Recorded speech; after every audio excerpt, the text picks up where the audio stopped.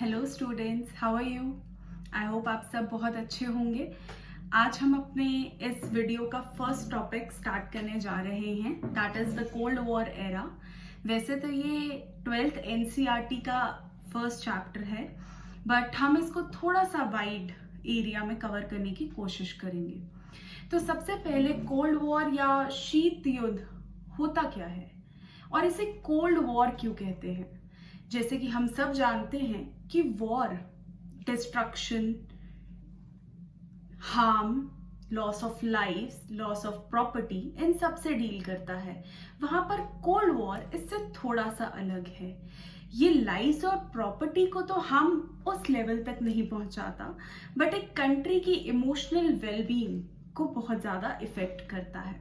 इसीलिए इसे cold war कहा गया है या शीत युद्ध, जो कि कंट्री को हॉट वॉर की तरह तो इफेक्ट नहीं करता, बट कोल्ड वॉर की तरह बहुत बुरे तरीके से इमोशनली इफेक्ट कर जाता है। ये जो मेथोडोलॉजी है पढ़ाने की, ये क्लियर रहेगी। जैसे कि आप कुछ देख सकते हैं कि स्लाइड्स यहाँ पर हैं जो आपको नोट मेकिंग में भी हेल्प करेंगे अलोंग विद द एक्सप्लेनेशन। तो जो फर्स्ट स्लाइड है वो डील करती है with what is cold war. तो कोल्ड वॉर है क्या? कोल्ड वॉर को अगर हम डिफाइन करें तो ये कुछ टेंशंस, कुछ कन्फ्रंटेशंस और एक कंपटीशन के बारे में बात करता है।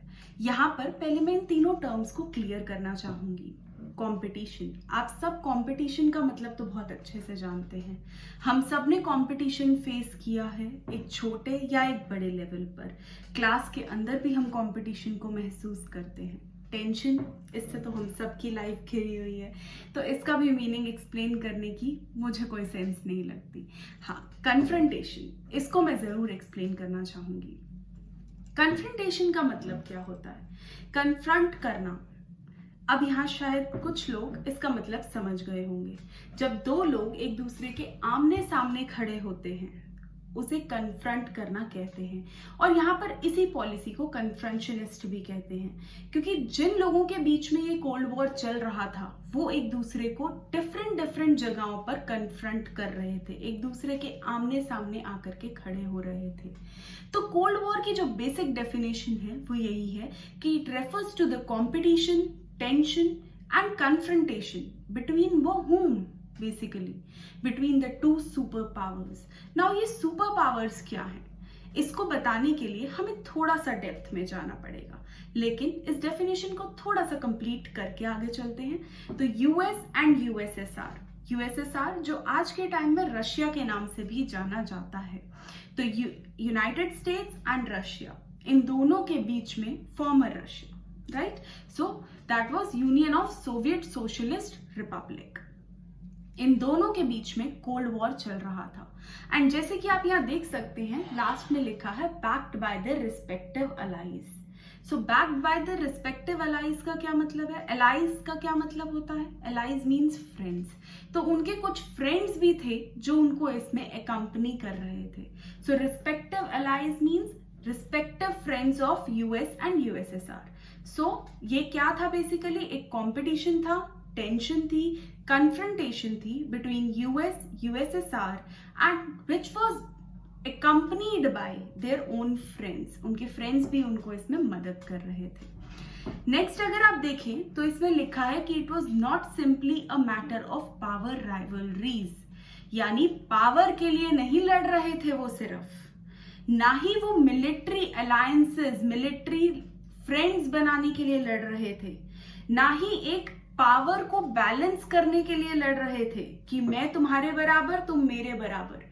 इन सब चीजों के लिए नहीं हो रहा था कंपटीशन, बल्कि जो रियल लड़ाई थी वो आइडियोलॉजी की लड़ाई थी। जैसे कि आप देख सकते हैं लिखा हुआ है, but were accompanied by a real ideological conflict as well. So एक सोच की लड़ाई भी चल रही थी। हम सब सोच की लड़ाई से तो बहुत फेमिलियर हैं, हमारे अंदर ही बहुत सारी सोच की लड़ाइयां चलती रहती हैं कि क्या सही है और क्या गलत। ऐसी ही कोई लड़ाई उस टाइम वर्ल्ड में भी चल रही थी, जिसमें लोगों को ये समझ ही नहीं आ रहा था कि कौन सी आइडियोलॉजी अच्छी है और किसे फॉलो करना चाहिए। हर कोई, यूएस अपनी आइडियोलॉजी को बेस्ट बताता था और यूएसएसआर अपनी आइडियोलॉजी को, और एक रेस सी लग गई थी दोनों की आइडियोलॉजी में बेस्ट आइडियोलॉजी आइडियोलॉजी पता करने की, और जिसके पास जितने ज्यादा फ्रेंड्स होते थे उसी से उनकी आइडियोलॉजी विन भी करती थी।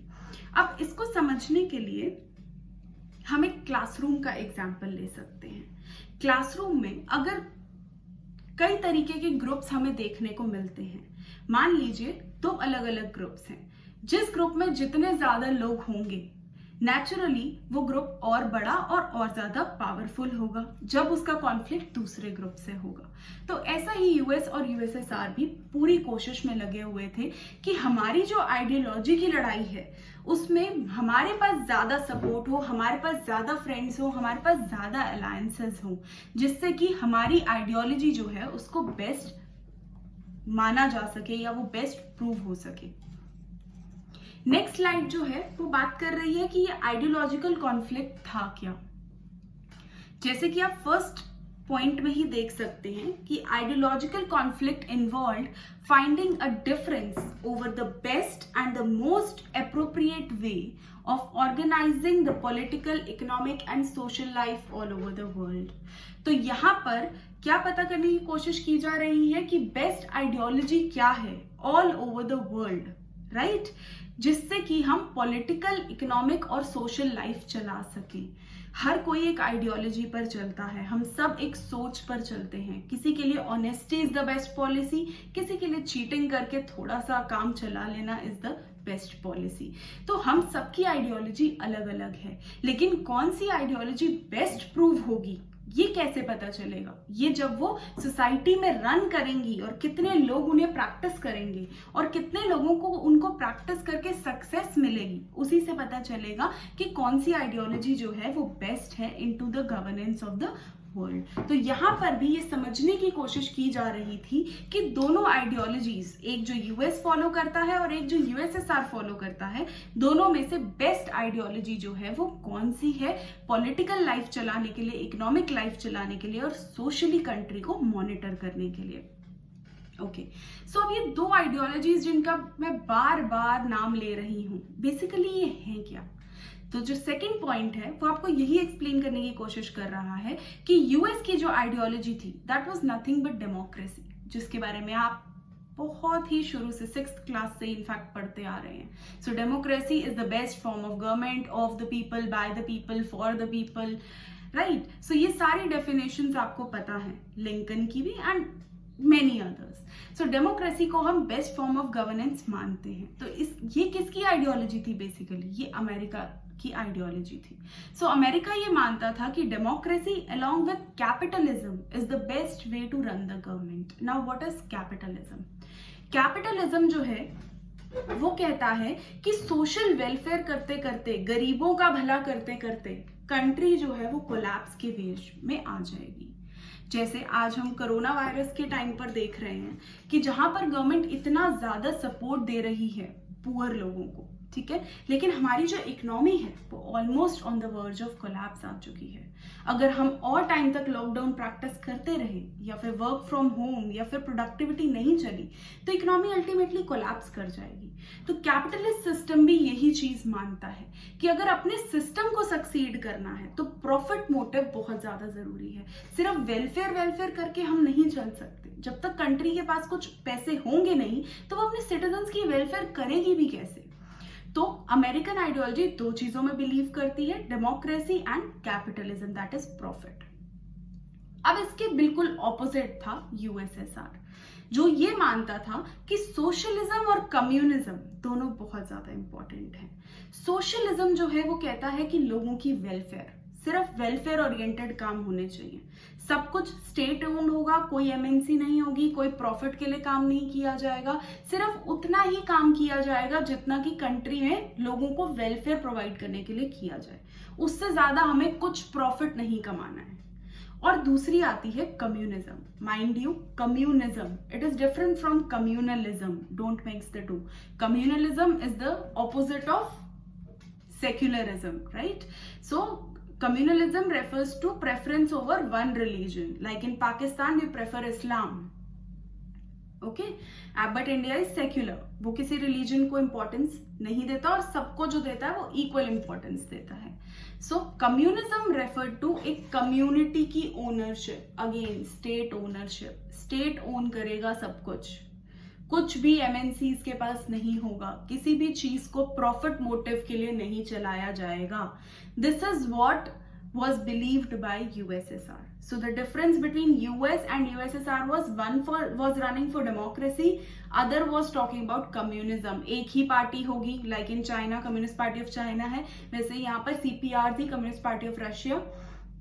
So एक ही पार्टी चलेगी and no multi-party system, no elections होंगे भी तो दिखाने के लिए होंगे because we just have one single party. Then socialism चलेगा, कैपिटलिज्म नहीं चलेगा, प्रॉफिट मोटिव नहीं चलेगा, ओनली वेलफेयर ओरिएंटेड काम चलेंगे। So both the ideologies were poles apart, लेकिन दोनों ही ये प्रूव करने में लगे हुए थे कि हमारी आइडियोलॉजी बेस्ट है टू गवर्न द वर्ल्ड। सो दोनों के बीच में डिफरेंसेस थे, कॉम्पिटिशन था, टेंशन था एंड कन्फ्रंटेशन था। दोनों एक दूसरे के आमने सामने खड़े थे all the time to prove कि मेरी आइडियोलॉजी बेटर है than your ideology. Okay, so the next slide talks about ये कोल्ड वॉर शुरू कब हुआ। ऐसा नहीं है कि जब से वर्ल्ड शुरू हुआ है तब से ही यूएसएसआर एक दूसरे से लड़ रहे हैं या आइडियोलॉजिकल कॉन्फ्लिक्ट में है। ये शुरुआत हुई 1945 में, when the world war ended. Which world war? Second world war, जो 1939 से लेकर के 1945 तक चला था।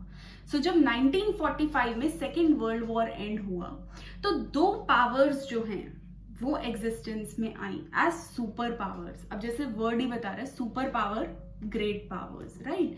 सो इनकी तरह दो पावर्स जो है वो एग्जिस्टेंस में आई, one was US and the other was USSR. दोनों ही जो है वो वर्ल्ड को इन्फ्लुएंस करने की पावर रखती थी। दोनों ही जो है वो कुछ भी वर्ल्ड में क्रिएट की कर सकती थी सिचुएशंस, और इसीलिए उसे एरा ऑफ कोल्ड वॉर कहा गया। यही तीनों पॉइंट्स जो हैं डील करते हैं इससे। जो फर्स्ट पॉइंट है वो बात करता है कि सेकेंड वर्ल्ड वॉर खत्म कैसे हुआ, जब अमेरिका ने जापानीज सिटीज और हिरोशिमा एंड नागासाकी पे बॉम्ब्स गिराए थे। आप वेरी वेल अवेयर होंगे इस इंसिडेंट से, जिसने जापान को पूरे तरीके से डिवास्टेट कर दिया था। और नेक्स्ट, कोई भी मोटिव रहा हो इस बॉम्ब को फेंकने का, लेकिन जो कॉन्सिक्वेंसेस थे, जो उसका रिजल्ट था, वो ये था कि दो सुपर पावर्स एग्जिस्टेंस में आए थे। दोनों ही इतने पावरफुल थे कि वो वर्ल्ड में किसी भी इवेंट को कॉज कर सकते थे। दोनों के पास न्यूक्लियर वेपन्स थे, दोनों ही एक दूसरे से बैलेंस ऑफ पावर मेंटेन करके चल रहे थे, राइट।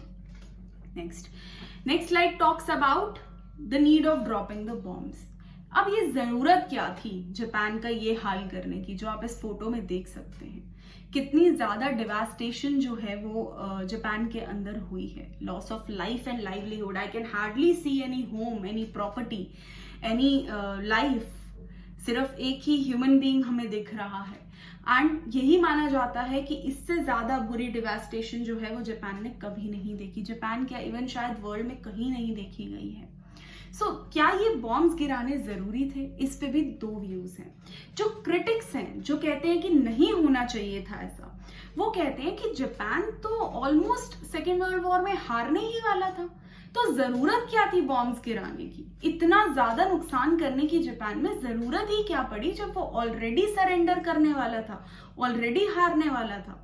तो उनका कहना ये है कि ये इसीलिए किया गया कि यूएसएसआर जो अपने गेन्स कर रहा था, जो फायदे हो रहे थे यूएसएसआर को ओवर द वर्ल्ड, एशिया में, वो ना हों, और मॉस्को जो कि रशिया की कैपिटल है, उसको ये दिखाया जाए कि यूएस कितना सुप्रीम है। अगेन एक कोल्ड वॉर को प्रूव करने के लिए जो है जापान के ऊपर ये बॉम्ब्स गिराए गए, ऐसा क्रिटिक्स कहते हैं। ये फोटोग्राफ आप देख सकते हैं जो न्यूक्लियर वेपन्स के यूज को क्वेश्चन मार्क में डाल रहा है कि क्या न्यूक्लियर वेपन्स एक्चुअली यूज में आने चाहिए थे उस टाइम, जिसको लोग जो है वो ऑलमोस्ट रिजेक्ट ही करते हैं। नेक्स्ट स्लाइड बात करती है सपोर्टर्स की। अब जो यूएस को सपोर्ट करते हैं वो क्या कहते हैं? वो कहते हैं कि वॉर बहुत लंबा चल गया था, 39 to 45, राइट। सो 6 साल के इस वॉर को खत्म करना बहुत ज्यादा जरूरी हो गया था और बहुत सारा लॉस ऑफ लाइफ हो रहा था of the allied forces. Allied forces कौन थे, इसको अभी हम 2 मिनट बाद डिस्कस करेंगे। तो अमेरिका और उसके सपोर्ट में जितने भी लोग थे उन सबकी लाइफ जो है वो बहुत ज्यादा खतरे में थी, बहुत ज्यादा लॉस ऑफ लाइफ हो रहा था। तो अगर उनकी लाइफ हमें बचानी थी, जो कि बचानी बहुत जरूरी है क्योंकि America is a super power, बहुत ज्यादा पावरफुल है, उसमें लॉस ऑफ लाइफ कैसे होने दिया जाएगा। तो इस लॉस ऑफ लाइफ को प्रिवेंट करने के लिए और वॉर को जल्दी खत्म करने के लिए जो है अमेरिका ने ये बॉम्ब्स जो है गिराए। ठीक है। सो आज तक ये चीज फाइनल नहीं हो पाई कि क्यों गिराए गए बॉम्ब्स और इनकी क्या नेसेसिटी थी, क्या सही था, क्या गलत था, मॉरलिस्टिक था, इमोरल था, इस चीज को डिसाइड नहीं किया गया है। और हर पॉलिटिकल साइंटिस्ट जो है वो इसको अपने ही वे में एनालाइज करता है। अब हम बात करेंगे वर्ल्ड वॉर 2 की। वर्ल्ड वॉर 2 बेसिकली था क्या? ये एक वॉर था जिसमें almost various quarters of the world, various countries were involved. 2 तरह के मेजर फोर्सेस थे, allied forces and axis forces. जैसे कि अभी हमने बात किया था कि अमेरिका और एलाइड फोर्सेस की लाइव्स को बचाने के लिए, तो allied forces and axis forces. और बहुत ही नॉर्मल सी बात बताई जा रही है कि क्योंकि अमेरिका जीता और वो एलाइड फोर्सेस के साथ था, तो नेचुरली एलाइड फोर्सेस जो है वो एक्सेस फोर्सेस के यूपर जीत चुके थे इस वॉर में। ठीक है। लेकिन अब यहां पर कौन कौन सी कंट्रीज एलाइड फोर्सेस का पार्ट थी जो जीते थे? US, USSR, Britain, France, these 4 countries. और एक्सेस पावर्स का पार्ट कौन कौन थे? Germany, Japan, Italy. इन तीनों ही कंट्रीज ने बहुत ज्यादा loss of life and devastation देखा था क्योंकि ये वॉर में हार गए थे। अब एलाइड फोर्सेस इमर्ज हो गए as the winner over the axis forces, right, which you can see in this map कि किस तरीके से पूरा वर्ल्ड जो है वो ऑलमोस्ट इसमें कवर हो जाता है। If you look at the map then you can clearly see कि किस तरीके से almost a quarter of the world is involve in this. Plus इनको सपोर्ट करने वाले अलग थे और इनके अगेंस्ट जिन्होंने दूसरों को ज्वाइन किया वो भी अलग थे। Okay, so in this video we'll cover up till here only. What I'll do is I'll just recapitulate for you जल्दी से कि हमने क्या क्या पढ़ा है, so that next स्लाइड में इसको हम कंटिन्यू कर सके। सबसे पहले हमने पढ़ा कि कोल्ड वॉर क्या होता है, कंपटीशन है, टेंशन है, कन्फ्रंटेशन है, राइट। मेनली आइडियोलॉजिकल वॉर है। आइडियोलॉजी कौन कौन सी थी? Liberal democracy, capitalism, socialism and communism, दोनों आपस में कन्फ्रंट कर रहे थे एट वेरियस प्लेसेस कि कौन सी बेस्ट है। सेकेंड वर्ल्ड वॉर के एंड से कोल्ड वॉर शुरू हुआ क्योंकि दोनों सुपर पावर्स जो हैं वो एग्जिस्टेंस में आ गई थी और दोनों ही जो है वर्ल्ड को इफेक्ट कर सकती थी on a very big platform. Japan में बॉम्ब्स गिराए गए थे, न्यूक्लियर वेपन्स, हिरोशिमा, नागासाकी। लोग क्वेश्चन करते हैं कि क्या इनको गिराने की जरूरत थी या फिर इसके बिना भी ये वॉर एंड किया जा सकता था। तो क्रिटिक्स क्या कहते हैं कि ये सिर्फ और सिर्फ यूएसएसआर को अपनी पावर दिखाने के लिए किया गया है और सपोर्टर्स कहते हैं कि लॉस ऑफ लाइफ को प्रिवेंट करने के लिए जो है ये करने की जरूरत पड़ी। अब वर्ल्ड वॉर 2 था क्या? It was basically a war between the allied and the axis forces. Allied forces comprised of US, USSR, Britain, France, right, and axis forces में क्या थे? जर्मनी, जापान एंड इटली, जो हार गए थे। And most of the world जो है वो इसमें इन्वॉल्व था। So if you like this video, share and subscribe and tune in for more videos. Thank you.